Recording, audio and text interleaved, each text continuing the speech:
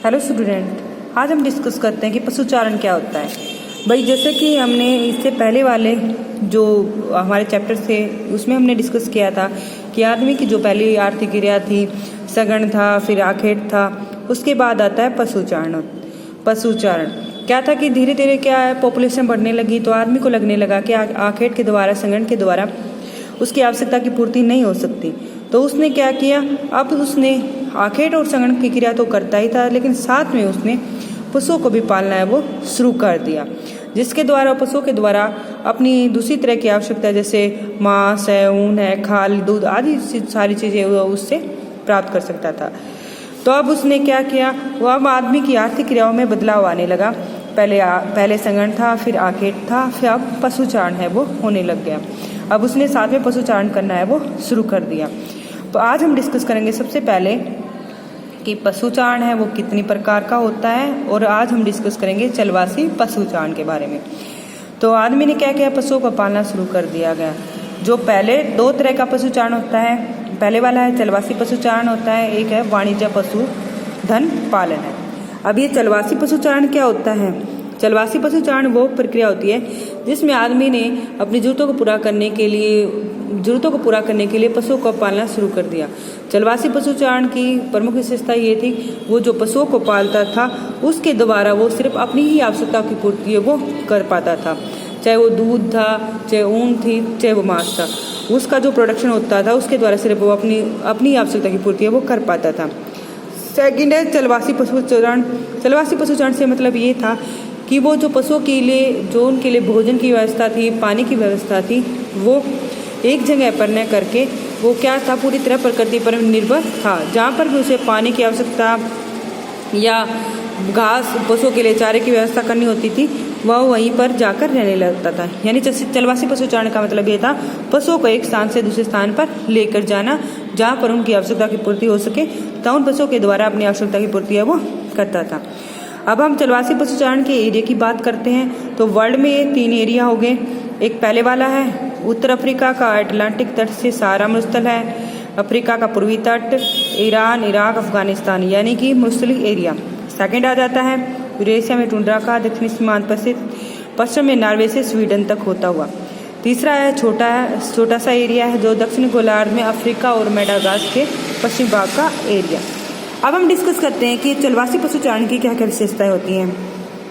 चलवासी पशुचारण एक ऐसी प्रक्रिया होती है जिसमें पशुओं को वो अपनी आवश्यकता की पूर्ति के लिए, सिर्फ अपनी आवश्यकता की पूर्ति के लिए या जीवन निर्वाह के लिए पालता है।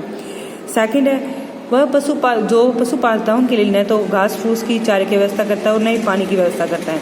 वह पशुओं की आवश्यकता की पूर्ति करने के लिए पूरी तरह से प्रकृति पर निर्भर करता है। नेक्स्ट आ जाता है भाई चलवासी पशुचारण में कोई मतलब उनका एरिया फिक्स हो जाता है।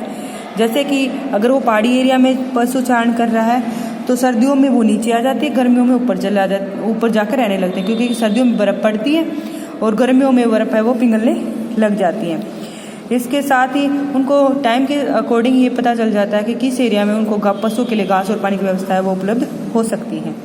ठीक है।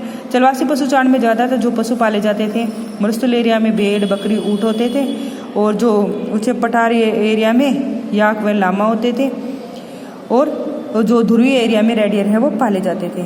चलवासी पशुचारण में वे अपनी आवश्यकताओं की भोजन, वस्त्र, शरण, औजार आदि के लिए पशुओं उनसे जो उत्पाद प्राप्त होते हैं उन पर निर्भर करते थे।